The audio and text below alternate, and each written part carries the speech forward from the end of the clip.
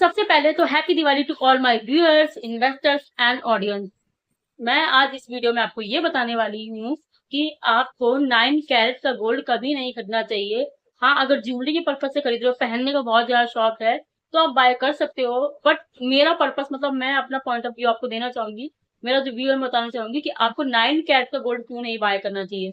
देखो, अगर आप ये सोच रहे हो कि गवर्नमेंट ने खुद मतलब 9 कैरेट की गोल्ड पे भी BIS हॉल मार्किंग कंपलसरी कर दिया, यानी कि गवर्नमेंट भी ये चाहती है कि लोग मेजोरिटी में 9 कैरेट के गोल्ड को बाय करें। देखो, गवर्नमेंट ने जो ये डिसीजन लिया है ना, वो लोगों का जो अट्रैक्शन है गोल्ड की तरफ, उनको देख के लिया है। जो लोग 22 कैरेट की गोल्ड को अफोर्ड नहीं कर सकते, 18 कैरेट की गोल्ड को अफोर्ड नहीं कर सकते, 14 कैरेट की गोल्ड को भी अफोर्ड नहीं कर सकते, उन लोगों के लिए 9 कैरेट की गोल्ड पर भी BIS हॉल मार्किंग कंपलसरी कर दी है, ताकि अब लोग अप्रोक्सीमेटली 40,000 में भी मतलब एक सर्टिफाइड ज्वेलरी ले पाए। बट जैसे कि मैंने आपको शॉर्ट्स के जरिए पहले ही बताया है कि गोल्ड की प्योरिटी को कैरेट से मेजर किया जाता है। 24 कैरेट की गोल्ड में 99.5% गोल्ड होता है, 22 कैरेट की गोल्ड में 91.6% गोल्ड होता है, 18 कैरेट की गोल्ड में 75% गोल्ड होता है, 14 कैरेट की गोल्ड में 58.3% गोल्ड होता है, and the last one 9 carat की गोल्ड में ओनली 37.5% गोल्ड होता है। तो जो लोग गोल्ड की ज्वेलरी बाय कर रहे हैं, 9 कैरेट की गोल्ड की ज्वेलरी, उन लोगों को उस ज्वेलरी में उसमें सिर्फ 37.5% गोल्ड होगा, बाकी 62.5% अदर मेटल्स होंगे। तो क्या वो ज्वेलरी आपको मतलब वो अट्रैक्शन, वो शाइनिंग, वो सेटिस्फेक्शन दे पाएगी? We will discuss in this video. Hello friends, this is Vijay. Welcome back to my channel, which name is Beautiful Investor. In this video, I'm going to tell you, इस video में मैं आपको ये बताने वाली हूँ कि आपको 9 कैरेट की गोल्ड को क्यों नहीं खरीदना चाहिए। तो without further do, let's get start the video. सबसे पहली बात तो ये आती है कि 9 कैरेट का जो गोल्ड है ना, वो गवर्नमेंट ने रिसेंट सर्टिफाइड किया है, BIS गोल्ड मार्किंग के साथ ही आपको ज्वेलर्स देंगे उस गोल्ड को। अब सबसे पहली बात तो ये आती है कि हाँ, जो लोग होते हैं ज्वेलरी पहनने का बहुत ज्यादा शौक रखते हैं, नहीं मुझे गोल्ड की ज्वेलरी चाहिए, मुझे गोल्ड ही पहनना है, और वो 22 कैरेट की गोल्ड को अफोर्ड नहीं कर सकते, आई थिंक 18 कैरेट की गोल्ड को अफोर्ड नहीं कर सकते, तो वो लोग 9 कैरेट की गोल्ड को इजिली अफोर्ड कर पाएंगे, क्योंकि ये 38-39,000 के अराउंड आ जाएगा। और मेकिंग चार्जेस वगैरह लगाने पर मतलब ये आपको उतने का ही पड़ जाएगा, आई थिंक बिलो 50,000 तक आपको पड़ जाएगा, अगर आप मेकिंग चार्जेस वगैरह इसमें इंक्लूड करते हो।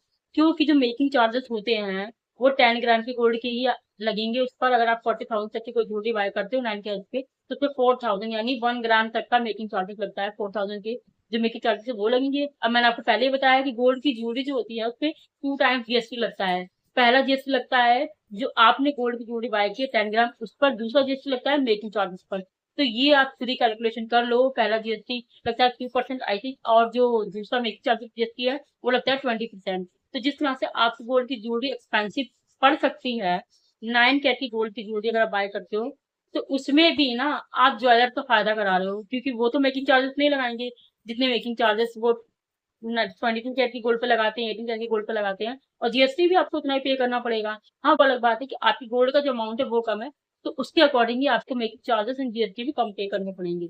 चलो ठीक है, अगर आप इन चीजों से सेटिस्फाई हो वो भी ठीक है।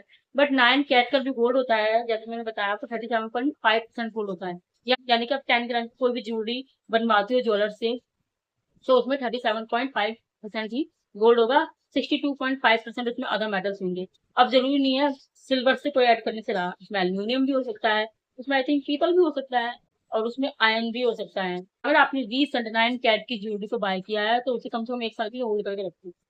फिलहाल तो अगर आप उसको सेल करोगे कोई क्यों नहीं लेगा, प्योरिटी गोल्ड की कुछ नहीं है ही नहीं, ना ही तो वो कोई इन्वेस्टमेंट है, और ना ही कोई अट्रैक्शन है, मतलब इतनी शाइनिंग आपको देने वाला है। एक तरफ का मतलब गोल्ड भी जो देखा जाए वो भी वो अच्छा नहीं है। तो अगर आप उस गोल्ड की ज्वेलरी को होल्ड करके रखते हो, तो शायद वो ग्रीन हो जाए, ब्लैक हो जाए, अदर कलर्स में कन्वर्ट हो जाएगी शायद आफ्टर 1 ईयर। 9 कैरेट की जो ज्वेलरी है उसको आप मैग्नेट से ट्राई कर सकते हो, शायद वो मैग्नेट की तरफ अट्रैक्ट हो जाए, क्योंकि उसमें आयन भी हो सकता है। उसमें अदर मेटल्स जो हैं वो मेजोरिटी से भी ज्यादा है, 62.5%।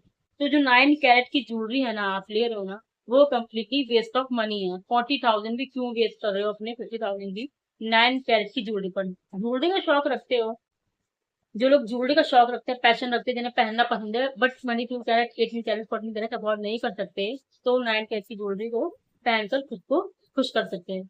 बट क्या ये ठीक है, सेटिस्फेक्शन है इसमें? ये इन्वेस्टमेंट भी नहीं है, मतलब इसमें आप करोगे क्या इसको रखकर, है ना?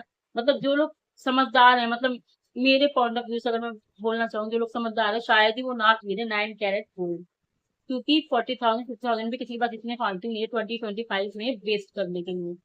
तो बेहतर यही होगा कि आप 9 कैरेट की गोल्ड से मतलब stay away from 9 carat gold. 14 carat का भी लोग कमी बाय करते हैं क्योंकि उसमें भी 58.3% ही गोल्ड होता है, बट उसमें मेजोरिटी में तो कम से कम गोल्ड होता है, अदर जो मेटल्स होते हैं वो कम होते हैं। बट यहाँ 9 कैरेट का जो गोल्ड है वो कम्प्लीटली वेस्ट ऑफ मनी है। फिर से बोलूंगी, please don't buy this kind of jewellery 9 carat gold, this completely waste of money. एक एडवाइजर हूँ और एक इन्वेस्टर भी हूँ, पिछले मतलब 6 साल से म्यूचुअल फंड में इन्वेस्टमेंट करती हूँ। मैंने वाज 18, तो मुझे इतना तो मतलब एक्सपीरियंस नहीं, पर इतना तो पता ही है कि इतने पैसे इस वक्त नहीं है कि आप फालतू की मतलब इस ज्वेलरी में वेस्ट करो। तो अगर 9 कैरेट की ज्वेलरी को ना खरीद कर आप अगर इतने पैसों का कोई सिल्वर भी खरीद लोगे ना, तो वो भी आपको अच्छे रिटर्न जनरेट करके देगा इन लॉन्ग टर्म। सिल्वर आजकल कितना भाग रहा है, किस तरह से शाइन कर रहा है। 2025 को कहा गया है gold and silver of the year, मतलब 2025 में गोल्ड और सिल्वर ने अनएक्सपेक्टेड रिटर्न जनरेट किए हैं। सिल्वर कहाँ छुपा हुआ था, रिसेंट वो शाइनिंग मारने लगा और लोग सिल्वर की तरफ भी अट्रैक्ट हुए। तो अब तो अगर आप 40-50,000 की कोई सिल्वर की ज्वेलरी भी लेते हो तो आप उसे ले लो, और तो गोल्ड का जो पानी है वो आप ना इंक्लूड करा के उसको पहन के शाइन भी कर सकते हो, खुद भी रह सकते हो। 1 साल बाद उस ज्वेलरी को भी वैसे ही होना है जैसी आपकी 9 कैरेट गोल्ड की ज्वेलरी हो जाएगी। पर सिल्वर आपको एटलीस्ट कुछ तो रिटर्न देगा। पर क्या 9 कैरेट की ज्वेलरी अगर आप किसी ज्वेलर के पास लेकर जाओगे तो क्या कोई इसको बाय करेगा, आपसे लेगा? और सबसे बड़ा डिसएडवांटेज इस ज्वेलरी का ये है कि ये सिर्फ अपनी इंडिया में ही सर्टिफाइड है। अदर कंट्रीज में अगर आप जाते हो तो ये कम्प्लीटली जीरो है। 9 कैरेट की गोल्ड को कोई अदर कंट्रीज में गोल्ड मानता ही नहीं है, जीरो है, जीरो इसकी वैल्यू अदर कंट्रीज में। सिर्फ ये हमारे इंडिया में ही वैलिड है, वो भी क्यों? क्योंकि गवर्नमेंट ने recent BIS hall marking compulsory कर दी है 9 कैरेट की गोल्ड पे उन लोगों के लिए जो गोल्ड पहनना पसंद करते हैं बट अफोर्ड नहीं कर सकते 22 एंड 18 कैरेट का गोल्ड। इसीलिए गवर्नमेंट ने ये डिसीजन आपके लिया है, बाकी आपको सोचना है कि समझदारी किस तरफ है। मतलब 9 कैरेट की गोल्ड में मनी इन्वेस्ट करनी है या फिर उसी मनी को सिल्वर या अदर एसेट में इन्वेस्ट करके अच्छे रिटर्न जनरेट करने हैं लॉन्ग टर्म में। अब बात आती है कि लोगों का सबसे पहला क्वेश्चन ये आता है, चलो हमने गोल्ड की ज्वेलरी कोई सी भी ले ली, बट हम असली और नकली की पहचान कैसे करें? मतलब ये ज्वेलरी जो है ये ज्वेलरी ओरिजिनल है या फिर लोकल है या फिर हमारे साथ किसी ने स्कैम किया है?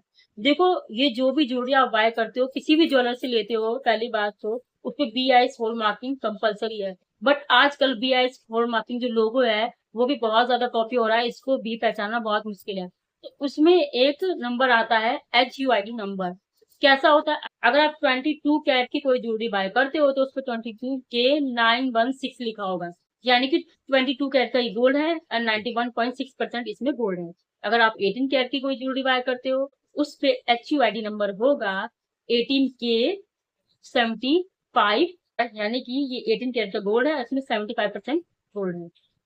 तीसरी, अगर आप 14 कैरेट की कोई ज्वेलरी बाय करते हो तो उससे भी सेम HUID नंबर होगा 14K58.3, यानी कि 18 कैरेट का गोल्ड है और इसमें 58.3% का गोल्ड है। अगर आप 9 कैरेट की ज्वेलरी बाय करते हो जाहिर सी बात है 9K37.5, यानी कि 9 कैरेट का गोल्ड है और इसमें 37.5% गोल्ड है। अब बात आती है कि ये तो कोई भी लिख के दे सकता है, हम कैसे पता करें कि ये जो हमने गोल्ड लिया है कि ज्वेलर सर्टिफाइड है कि नहीं है?